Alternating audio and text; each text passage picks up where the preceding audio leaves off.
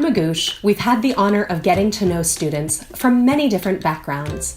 Although we as a company focus primarily on leveling the playing field for test prep, we know that students are so much more than just a test score.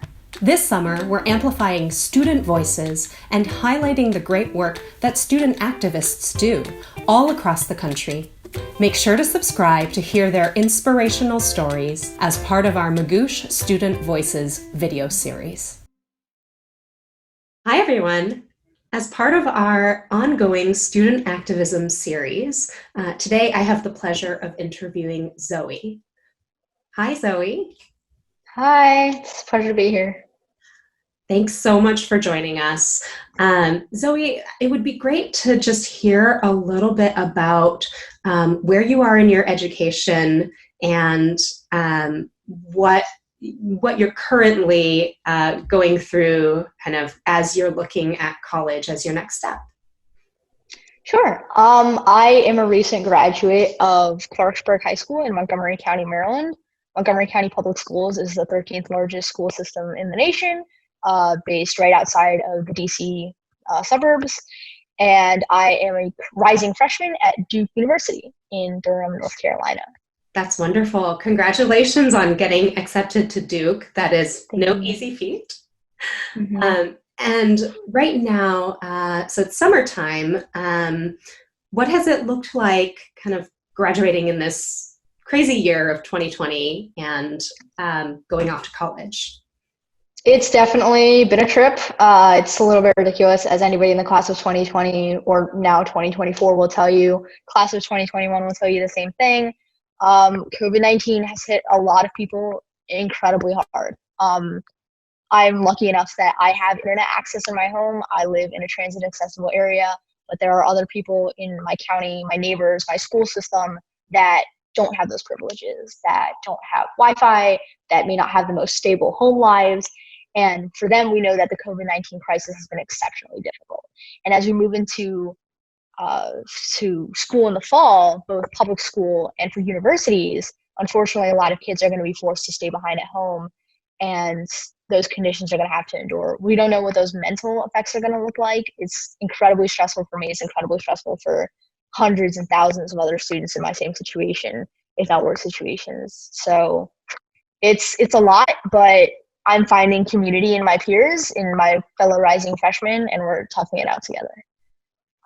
That's great to hear that there's a little bit of light in this very stressful time. How are you staying connected with your peers, and what has that looked like this year? It's been a lot of Zoom calls, group meets, Google chats, like Google Team interviews, and just FaceTimes.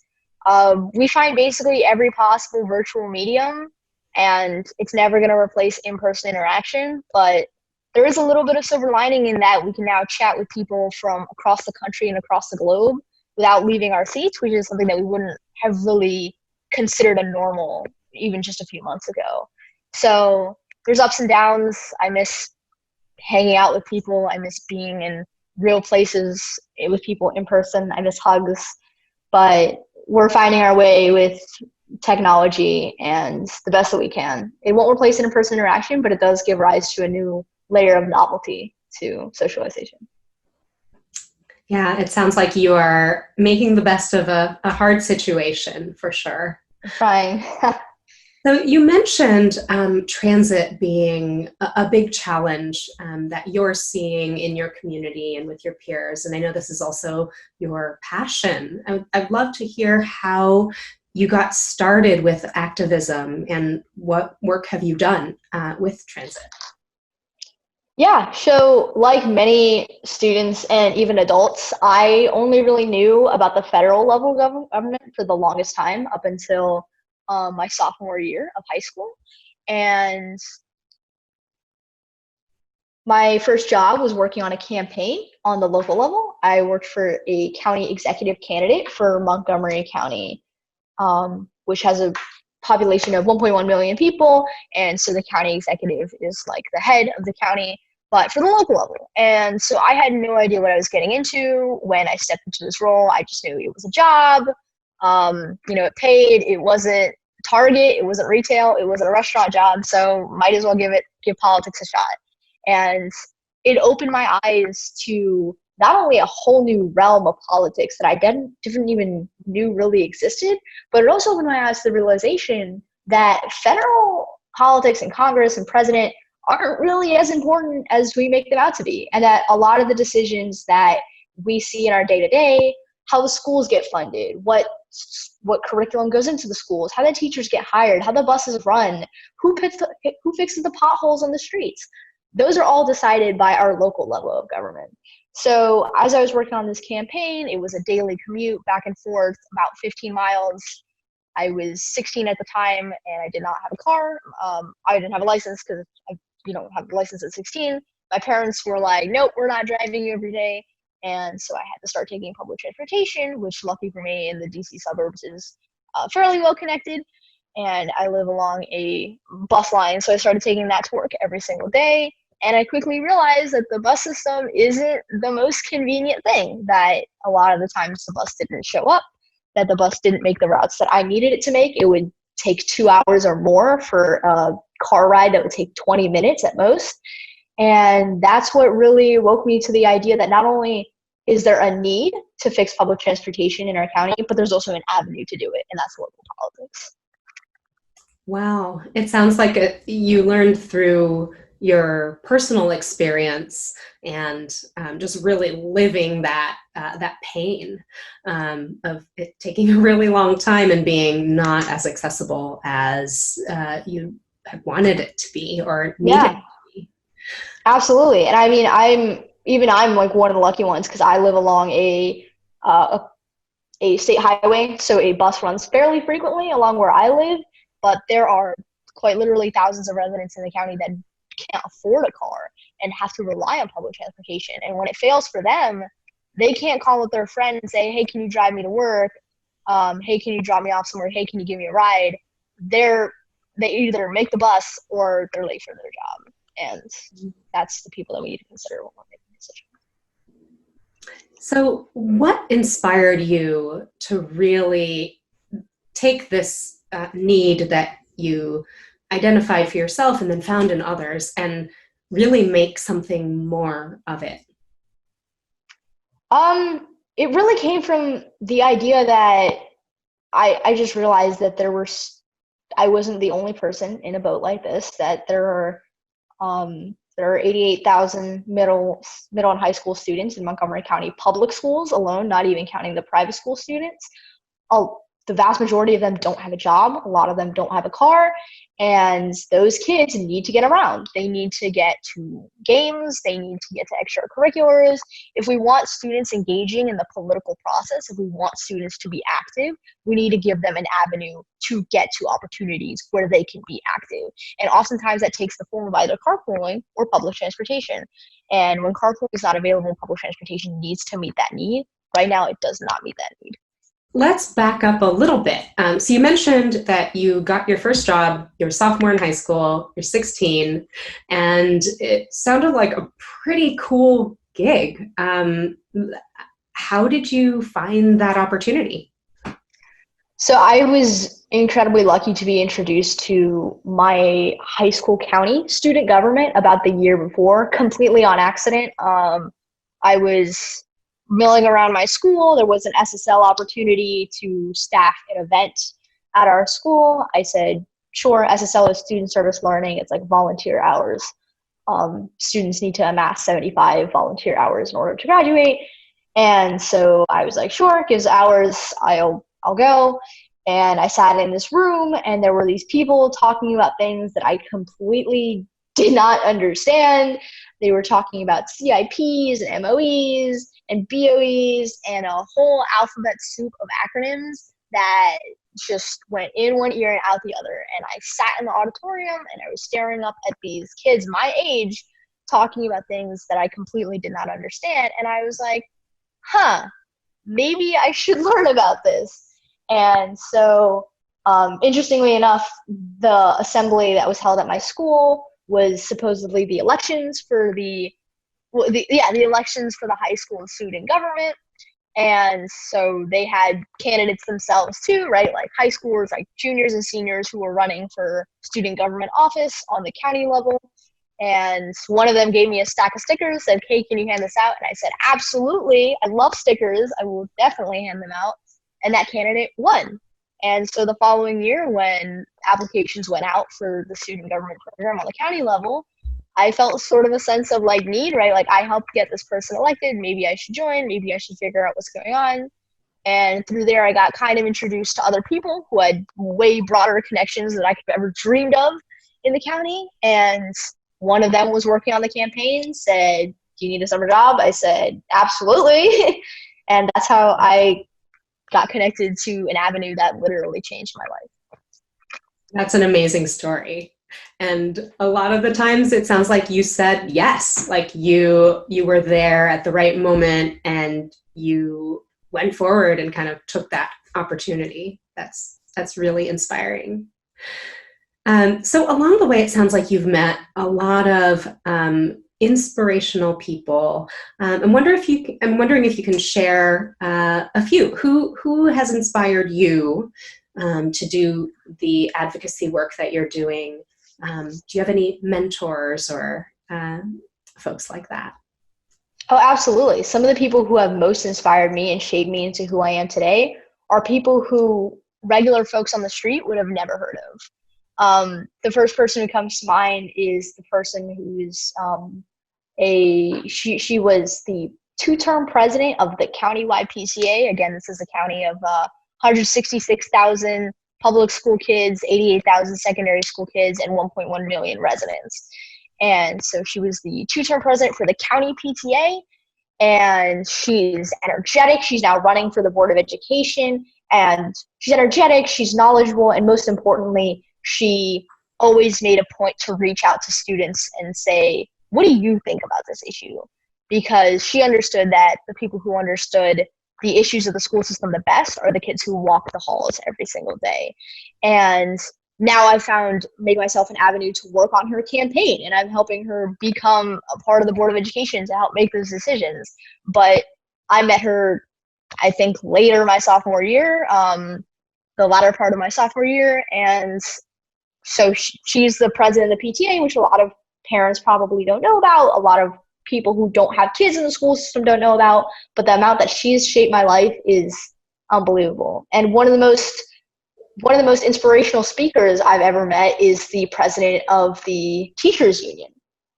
And how many people know the president of the teachers unions if you ask them off the street? Probably not that many, but local political icons definitely shaped my life. Even my current boss is a county council member at large, so he serves all residents of Montgomery County, and he's a transportation advocate. He's on social media all the time, also reaching out to the students constantly, trying to get them involved in the political process.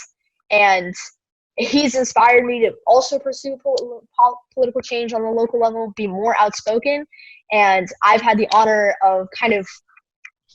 opportunity to carve a path for them in to be more stable parts of my life, because now I work for that council member as a part-time job.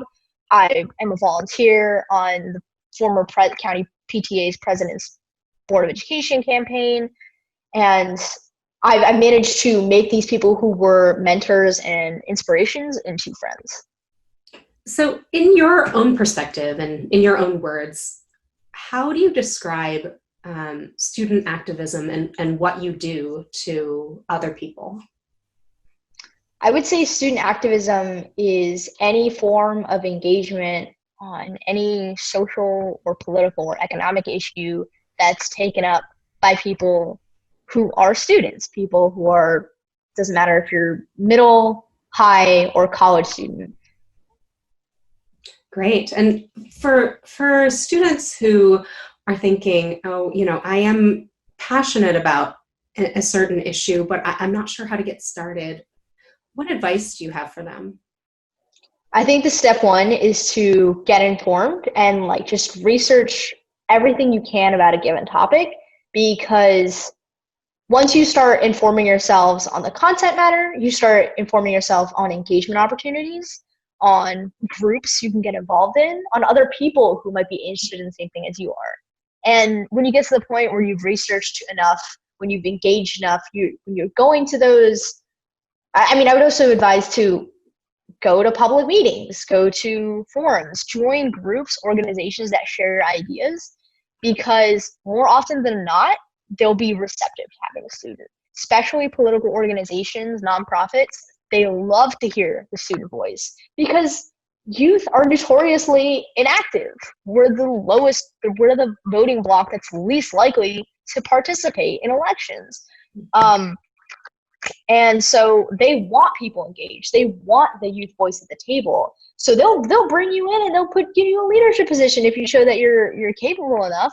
And once you start researching the content matter enough, it doesn't matter if you're not an expert. People are going to be impressed that a student who you would be like shattering their expectations, right? Like they expect, oh, all high school teens, like they don't care about these issues. They don't care about voting. They don't care about anything. And here you are demonstrating your expertise in a certain area, demonstrating that, hey, I do care. And people take notice of that. And more opportunities will come your way because of that.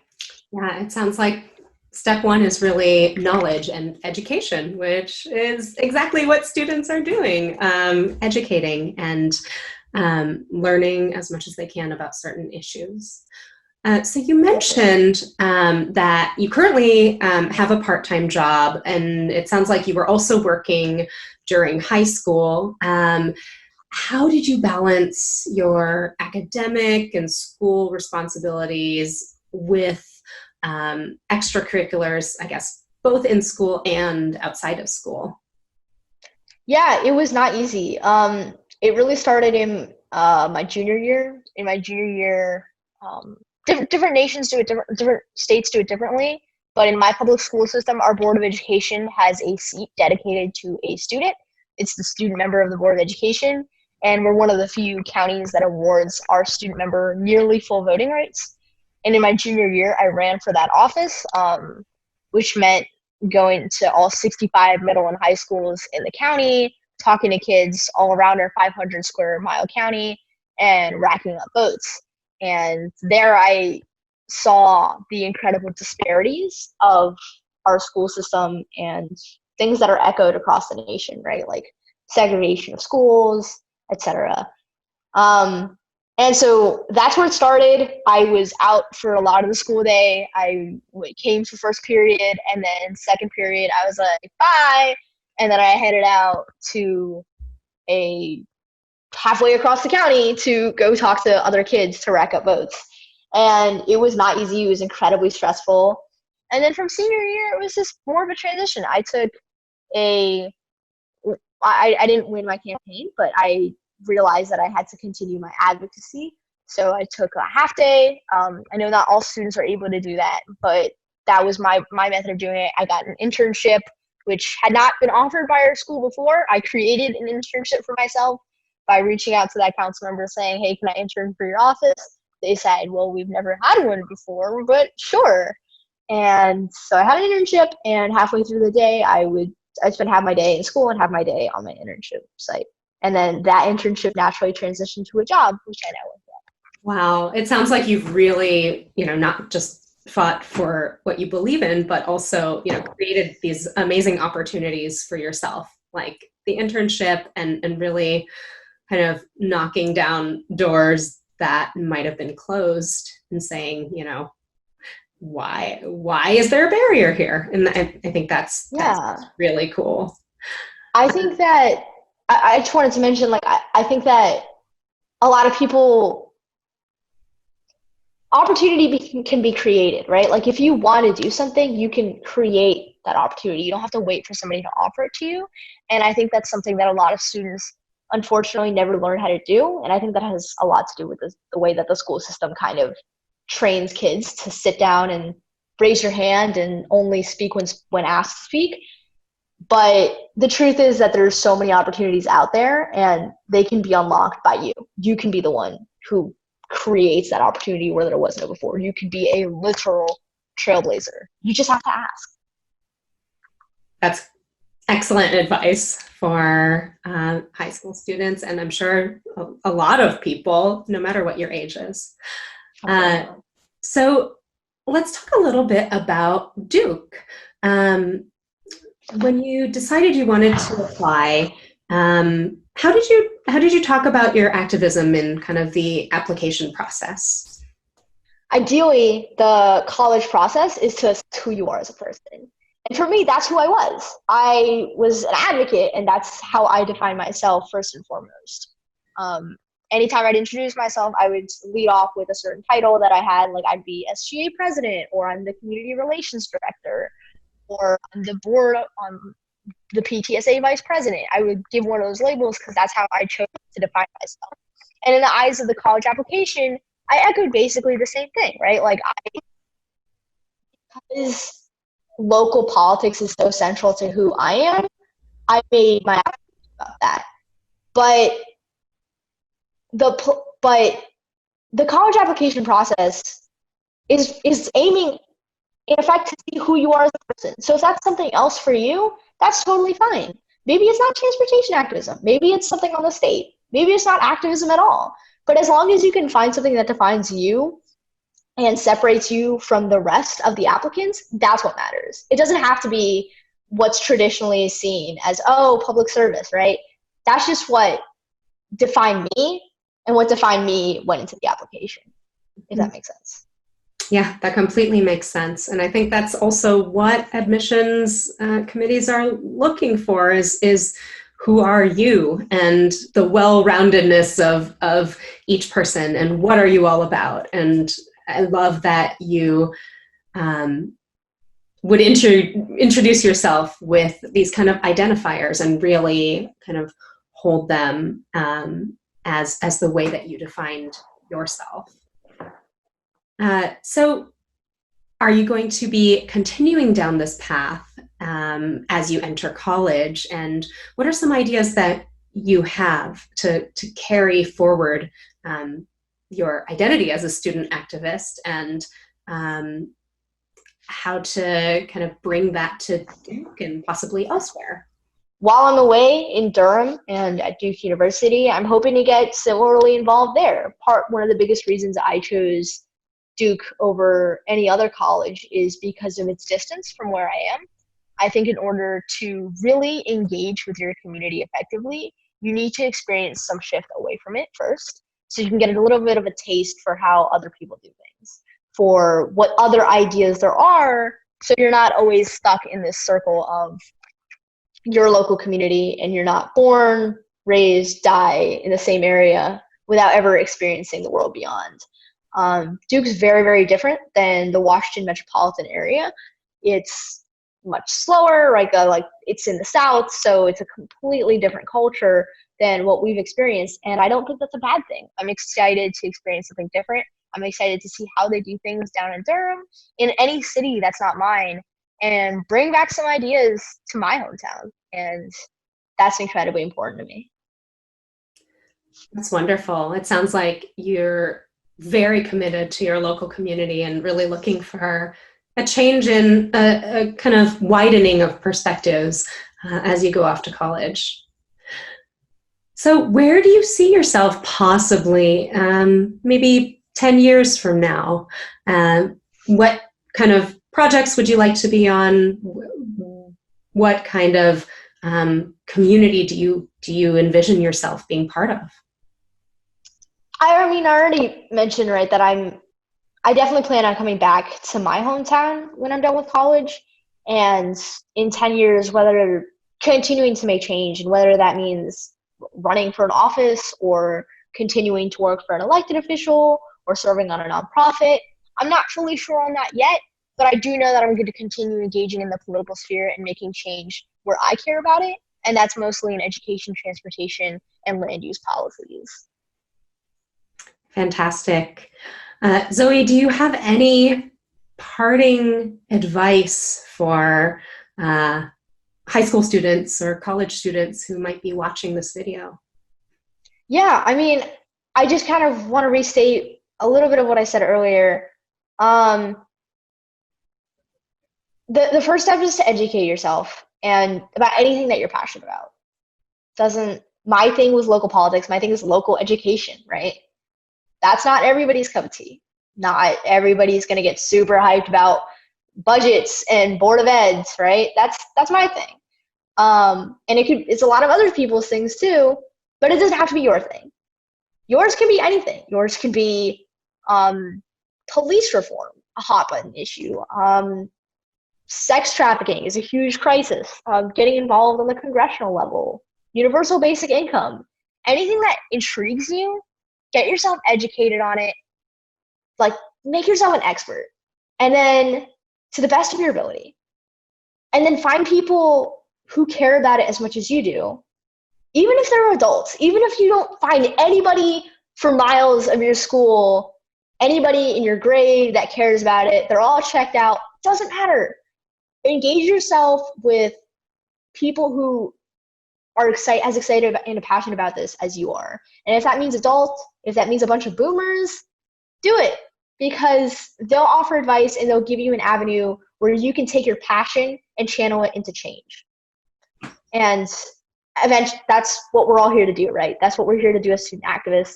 We're taking our passion and we're channeling it into change, and we want the adults to hear our voices. Thank you so much. It's been so inspirational talking to you, and I wish you all the best as you go off to Duke and do great things.